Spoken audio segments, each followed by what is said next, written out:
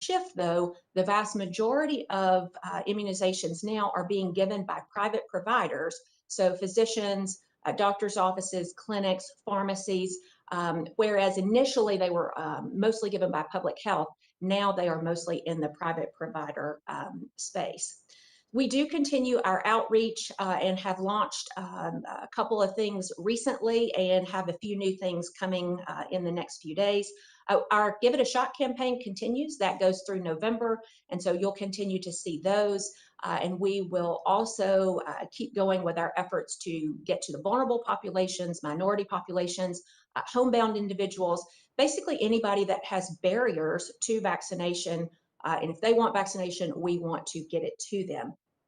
We unveiled a new spot yesterday in partnership with the Tennessee Titans. I think you'll find that entertaining, so I encourage you to look for that. We have got several back to school vaccine partnership events with schools coming up. I think we've got some as early as Monday and Tuesday of next week. So you will see some of those being advertised. And then this weekend, we have a very special partnership with the Special Olympics where we are providing vaccine on site for them. So those efforts continue unchanged. And then finally, I do want to address the mature minor doctrine. As I mentioned, I want to stop just a second and go back because I forgot to mention one thing about market research. I told you I would tell you, and I forgot. We are going to do a second round of market research in the fall. That is something that has been very useful to us. And so you remember the report that we put out at the conclusion of that market research that talked about the specific reasons for hesitancy. We're going to do a second round of that market research in the early fall to see if those attitudes and perceptions have changed, to see if there are new ones that we need to address. And we found that research to be very helpful to us. And at least for my purposes, I think we're the only state or one of the only states that have done that broad-based market research. And so we'll be doing that again, and we will adjust our efforts accordingly. So sorry, I forgot to tell you about that part, but I do want to address the mature minor doctrine, which there's been a lot of talk about recently.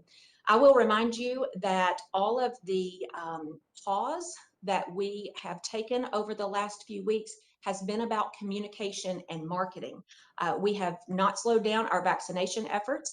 And as I just mentioned, those efforts to promote not only COVID vaccine, but also all childhood immunizations do continue. The reason that we paused is because we wanted to leave no room for interpretation about where we are shooting. And we are shooting to get the message to parents. And there was a perception that we were marketing to children, and that totally was against our view about the importance of parental authority. We strongly believe that parents are the best decision makers when it comes to medical decisions for their children. And so we took the pause to look at our marketing materials, to look at our flyers and postcards and all of the other public-facing materials to make sure they were appropriately directed at parents. And finally, I do recognize that there is some significant interest in some recent personnel decisions. Before we get to questions, I want to let you know that all of the details of that are publicly available. I'm sure you've all seen them by now, and I will not be commenting further on the specifics of that, but I just wanted to set that stage before we get to questions. Sarah, I'm ready to take questions. All right, thank you. We'll start with Kelly Roberts with WMC in Memphis. Kelly, if you'll unmute your microphone, please. Hey, thank you. Dr. Piercy, I have two questions. One is regarding your comment on the 10 or so counties with at least 15% positivity rate or higher. Do you have a list of those counties, or can you tell me, are they in a certain area of the state, metro or rural? And my second question is dealing with back to school. Sure. So on the counties with high positivity rates, I don't have that list in front of me. Based on my memory, they're kind of scattered throughout the state. Many of them were rural counties.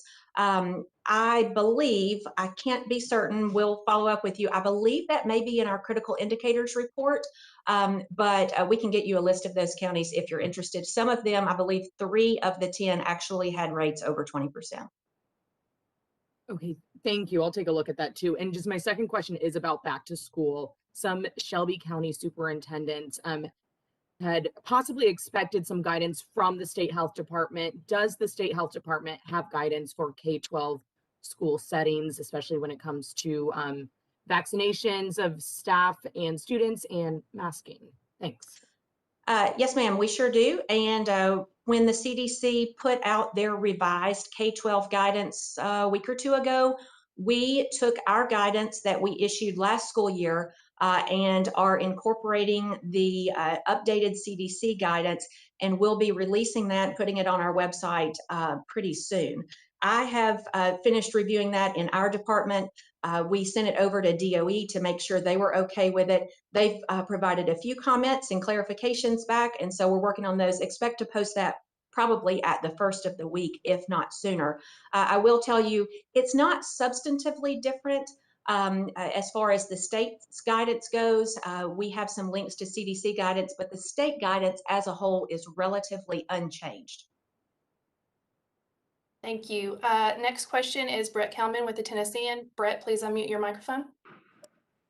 Good morning. Three quick questions. First, the CDC has estimated that approximately 83% of new infections are from the Delta variant. I'm curious if that estimate carries through to Tennessee or if there is our own estimate here in the state. Two, I know the department has said repeatedly that the whole purpose of its vaccine outreach pause was to reorient its messaging towards parents.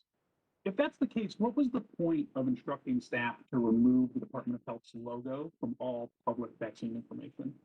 And three, Dr. Piercy, it's been widely rumored here that you are currently on vacation in Greece. I was curious if you could confirm or dispute that. Sure, I'm happy to address all those, Brett, although you might have to remind me. So I think the first one is about the 80+% penetration of the Delta variant. We do expect it is pretty similar to here in Tennessee. That's why I was talking a little bit earlier about surveillance. We don't test, and no state, to my knowledge, test every sample. And so they take a representative sample and extrapolate that out. That's what we're doing here. The CDC tracks that, and we are quickly approaching that 80% mark. I don't have any reason to believe that it doesn't, so we will assume that ours is pretty similar to the nation. I think the second one was about our logo. You are correct. We did remove our logo from some flyers, particularly school-based flyers, until we had time to reassess those. We have done that now. In fact, I just approved a flyer yesterday that has our logo on it. And so we just wanted to be extra cautious in the short term to make sure everything that has our logo on it was messaging appropriately, just as we intended to. Now that we have assured that, we're putting our logo back on things. And then finally, I did enjoy a very nice week-long trip with my family. As many of you probably have experienced the same, it's been a couple of years since I've been able to travel with my family. I enjoyed that, and I got back on Wednesday night, and I'm in Gibson County today. Welcome back. Thank you. Thank you. Our next question is to Tosin Fakile. I apologize if I've not said that correctly, with WSMV. Please unmute your microphone. Thank you, Sarah. It's Tosin Fakile with Channel 4. Hey, Dr. Piercy. So just a couple questions for you. The first is, if you can talk about what exactly is behind all of this with Dr. Fiscus and just the whole thing about vaccines in the state of Tennessee. Is it anti-vaxxers? Is it, legislators? Like, what exactly is driving all of this? My second question is, why fire someone who was just doing their job based on something passed by government? That's the mature doctor. And why fire someone who was just doing their job based on that? And my final question is, with the numbers going back up, yesterday I spoke to Representative Reagan. I asked him if he was vaccinated, and he said he wasn't going to answer that question. Do you think lawmakers coming out and saying that they did get the COVID-19 vaccine, do you think that'll help uptake in those counties where people have refused or are hesitant about getting the COVID-19 vaccine? Sure. Again, I may have to rely on you to help me remember some of those questions. So I'll address the one about the personnel decision first. I really don't have much to say other than what is in the publicly available documents. The governor empowers all of us in his cabinet to make hiring and firing decisions based on his vision. And it is my job and my responsibility to make sure that the policies and the personnel within the department are operating in the course of his vision and in our belief about the appropriate role of government. So as far as any other details, you can refer to the publicly available documents there. I think the first question you asked was about sort of what's behind this and where did this come from. So you will remember back in mid-June when the Department of Health was asked to come to the Government Operations Committee. We were met with quite a bit of resistance on, or feedback, I should say, with how we were addressing vaccine in minors. And while it was never the intention of the department to target minors, and the department felt that we were educating, over the course of several conversations, not only in that committee hearing, but afterwards, it became pretty apparent that the legislators felt that we were targeting children in those marketing materials. It's my view, and it's not just my view, I mean, it's just fact. Legislators represent the will of the people. And so we really took that to heart when we thought, if they are this passionate about this issue, then they are representing the people of their districts, and we need to listen to that. And so, again, while we never intended to target children, I understand that there was a gap in the perception of how it was being received.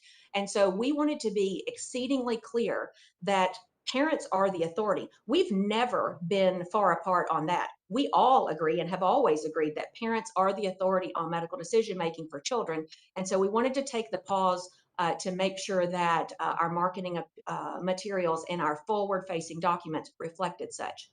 I believe your last question had to do with Chairman Reagan and his vaccination status.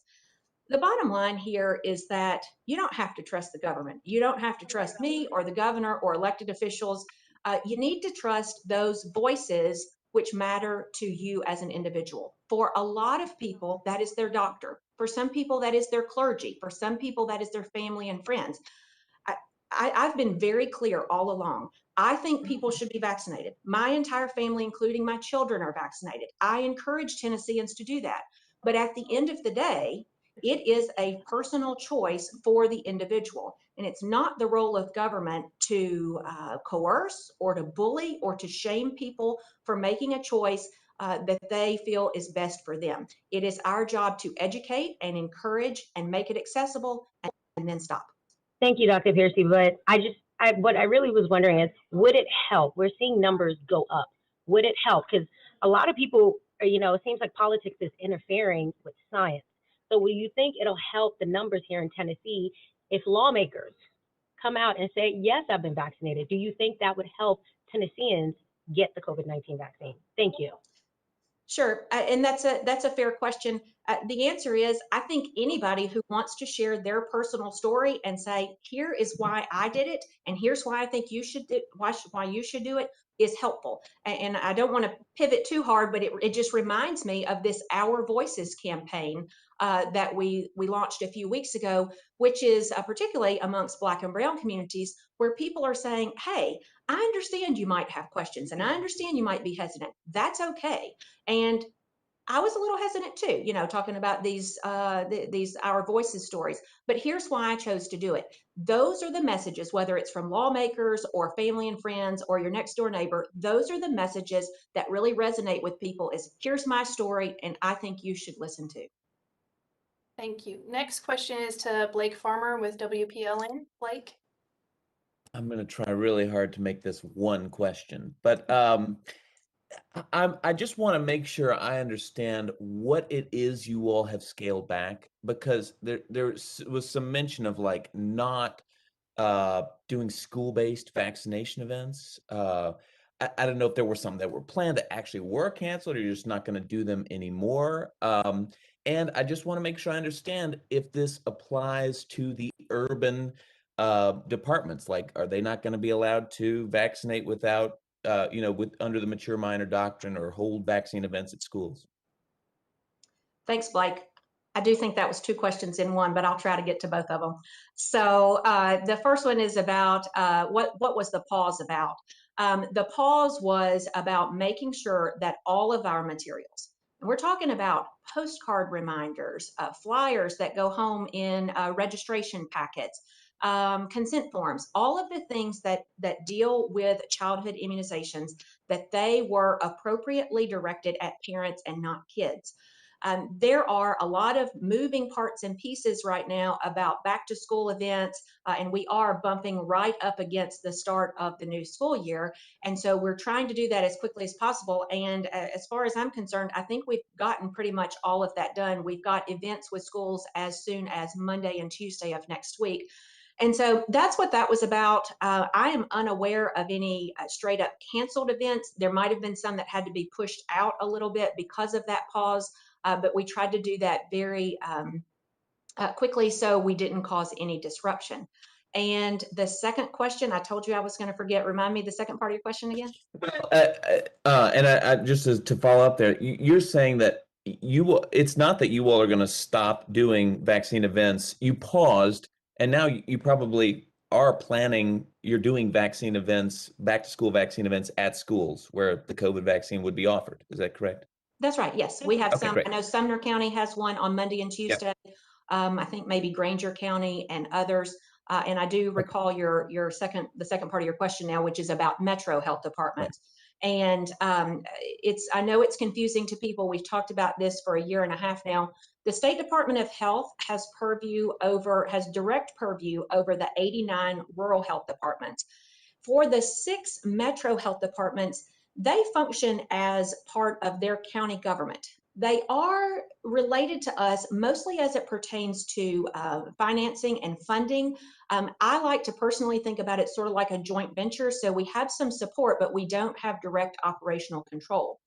My message to those 6 Metro Health Departments would be for them to re-examine their materials to make sure they are also appropriately targeting adults and not children.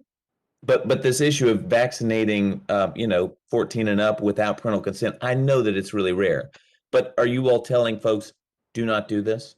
We are not telling them not to do that. We only have control over what we do in our 89 rural health departments. And the mature minor doctrine, it is my understanding, is still applicable in Tennessee. And that would pertain to all providers, not just the Department of Health. And you're saying your 89 counties are stopping or not on the 14 and up mature minor doctrine? That's a good clarification that I'm glad you brought up, because Chairman Roberts and I had a pretty extended conversation about that yesterday. And his comments in the committee meeting a couple of days ago were pretty broad and general in that we are not going to be pursuing that. He does understand, and we had this very explicit conversation yesterday and are completely aligned on this, that there are very nuanced and fringe situations where that might occur, and none of us want to get in the way of that. As you've already mentioned, they're pretty rare. A month ago when I talked about this, it was in the single digits, and given the fact that most vaccines are done outside of health departments now, I think the number is still really, really low. But to be clear, we are still operating under that policy. We just understand that it was for very fringe and nuanced cases. Thank you. Next up is Jonathan Mattise with AP. Jonathan, if you can unmute your microphone, please. Hey, Dr. Piercy. Going off of what Blake was asking about, are there specific outreach measures that are not going to be resumed from this pause? Can you talk about sort of what exactly has been stopped? I would think, the social media campaign and those things that were directly brought up by lawmakers, that sort of thing. Sure. Yeah, that's a good question, Jonathan. The broad answer to your question is nothing has been stopped permanently. So we put a pause on many things, and then we have resumed all of those. The things that I guess if you want to say were permanent changes, we did take down 11 social media posts that depicted a child without a parent. You will see us do advertising and marketing in the future that contain children, because we still think it's very important. But going forward, they will have references to parents, maybe pictures of families and parents. That's the only thing that we have stopped permanently, is that single focus on child social media, the advertisements that were held up in the committee hearing.